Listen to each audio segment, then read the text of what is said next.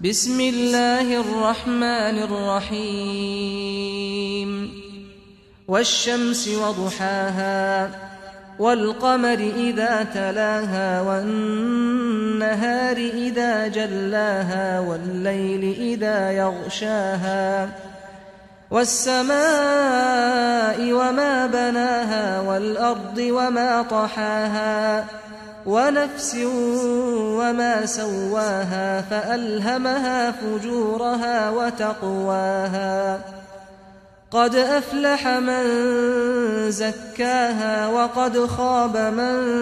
دساها كذبت ثمود بطغواها إذ انبعث أشقاها